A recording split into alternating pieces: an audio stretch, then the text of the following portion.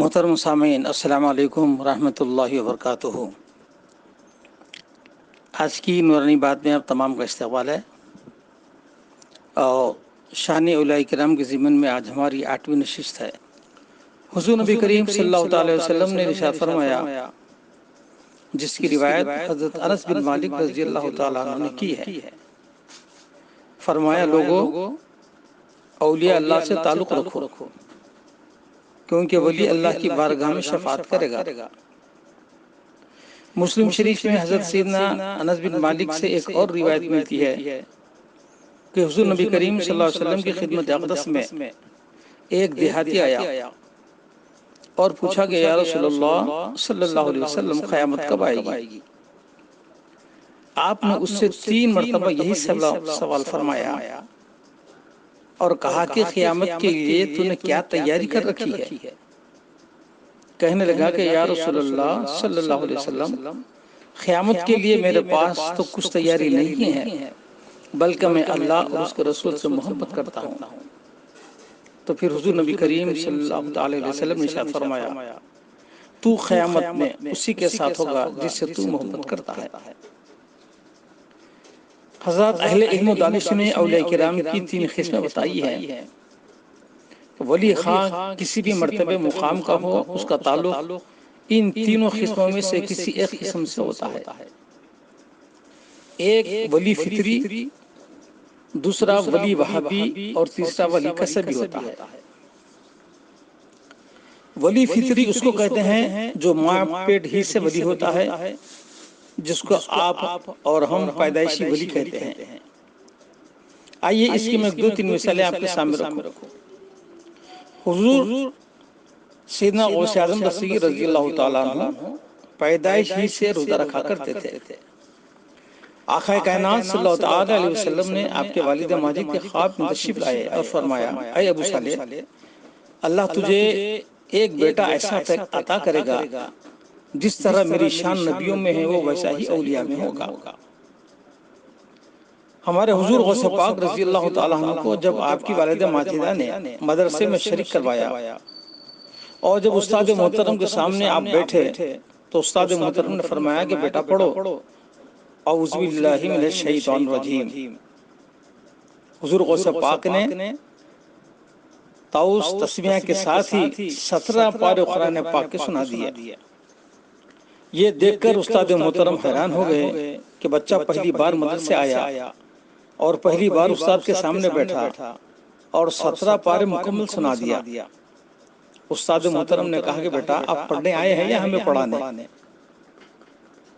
آپ نے کہا کہ اتنا قرآن تم نے کہاں یاد کیا؟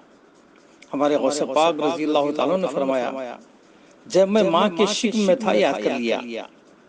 میری والدہ ماجدہ کو 17 پارے یاد تھے اور وہ چلتے پھرتے اٹھتے بیٹھتے اس کی تلاوت کیا کرتی تھی، میں نے وہ سن کر یاد کر لیا۔ اسی طرح کا ایک واقعہ حضرت خواجہ قطب الدین بختیاری کاکی رحمۃ اللہ علیہ کا ہے، جو حضور غریب نواز کے خلیفہ ہیں اور حضرت بابا فرید الدین گنج شکر رحمۃ اللہ علیہ کے پیر۔ آپ کی عمر شریف جب 4 سال کی ہوئی تو آپ کی والدہ ماجدہ نے آپ کو مدرسہ لے گئی اور آپ جب استاد کے سامنے بیٹھے اور طاؤس تسمیہ پڑھا اور قرآن پاک کے جملہ 12 پارے سنا دیے۔ استاد حیران و پریشان کہ اے اللہ، آج بچے کا مدرسے میں پہلا دن ہے اور وہ 15 پارے سنا دیا ہے۔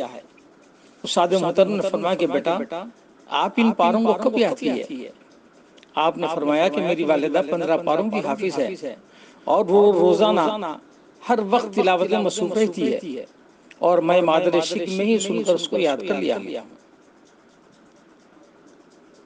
آئیے ایک اور واقعہ دیکھیے۔ حضور سیدنا محمد بابا تاج الدین ناگپوری رحمۃ اللہ علیہ جب آپ مدرسے میں پہلی بار داخل ہوئے اور استاد محترم کے سامنے بیٹھے تو اتنے میں وہاں کے ایک خطب وقت حضرت عبداللہ شاہ بابا نوشاہی کامٹی تشریف لائے اور بابا صاحب کو دیکھ کر استاد محترم سے فرمایا کہ جی حضرت ان کو کیا پڑھاتے ہو، یہ تو ازل ہی سے پڑھ لکھ کر آئے ہیں۔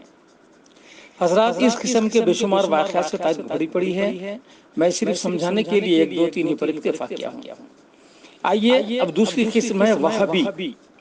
ذرا اچھا سنیے، وہابی ہے یہ وہابی نہیں، کیونکہ ان کے پاس یہ سیکشن ہے ہی نہیں. کائنات میں جتنے بھی اولیاء کرام ہوئے ہیں وہ اہل سنت والجماعت میں ہوئے ہیں اور ہوتے رہیں گے. اور اہل سنت والجماعت اسی جماعت کو کہا جاتا ہے جن کا عقیدہ صحابہ کرام کے عقیدے سے ملتا ہو، اور وہی جماعت اہل سنت والجماعت کہلاتی ہے. وہابی ولی اس کو کہتے ہیں جو کسی کی دعا یا نگاہ کرم سے وہ ولی بن جاتا ہے، یعنی صاحب ولایت ہو جاتا ہے. حضور ہمارے غوث پاک رضی اللہ تعالیٰ عنہ نے اپنی ایک نگاہ کرم سے بے شمار لوگوں کو ولایت کے درجے پر فائز فرمایا. ایک مرتبہ ہمارے غوث پاک رضی اللہ تعالیٰ عنہ اپنے مصاحب کے ساتھ تشریف فرما تھے. سکوت طاری تھا، کافی دیر ہو گئی، سب خاموش تھے. ان میں سے کسی ایک متخذ نے کہا کہ حضور آج کیا بات ہے؟ سخاوت کا دریا رکا ہوا ہے، کوئی ہلچل نظر نہیں آتی. ہمارے غوث پاک رضی اللہ تعالیٰ عنہ نے مجلس میں جتنے بھی لوگ تھے سب کو کھڑے رہنے کا حکم دیا. اس وقت 300 افراد تھے. آپ نے ان تمام پر اپنی ایک نگاہ رحمت سے سرفراز فرما کر درجہ ولایت پر سب کو فائز کر دیا اور فرمایا کہ لے یہ آج کی سخاوت ہے. کاش کہ سرکار غوث پاک کی ایک ایسی نظر ہم پر بھی ہو جائے، آمین. حضرت سید الطائفہ جنید بغدادی رحمۃ اللہ علیہ جب ذکر و اذکار کے بعد اپنے حجرہ مبارک سے باہر لاتے تو جس پر آپ کی نظر پڑ جاتی وہ صاحب ولایت ہو جاتا. ایک مرتبہ آپ حزب عادت اپنے حجرہ مبارک سے باہر جلوہ گر ہوئے تو آپ کی نظر ایک کتے پر پڑ گئی اور پڑتے ہی اس کتے کی حالت دیگرگوں ہو گئی. وہ کتا جس بستی اور جس گلی سے گزرتا وہاں کے دوسرے کتے اسے دیکھ کر اپنی دونوں ٹانگوں پر کھڑے ہو جاتے، اور وہ جب کہیں بیٹھ جاتا تو سارے کتے دور ایک حلقہ بنا کر اس کے ارد گرد بیٹھ جاتے اور وہ درمیان میں رہتا. نگاہ ولی کی یہ تاثیر دیکھی، بدلتی زمانے کی تقدیر دیکھی. حضور بابا سید محمد تاج الدین ناگپوری رحمۃ اللہ علیہ فرماتے ہیں کہ میں قیامت تک 1.25 لاکھ ولی بناؤں گا اور چلتے پھرتے کو بناؤں گا. کاش ان 1.25 لاکھ میں ہمارا بھی نام آ جائے. آمین. بجاہ سیدنا سیدنا محمدین وعلی آلہ وصحبہ اجمعین. انشاءاللہ تعالی اسی عنوان کے تحت کل نئی نشست ہوگی. دعاؤں کی گزارش ہے.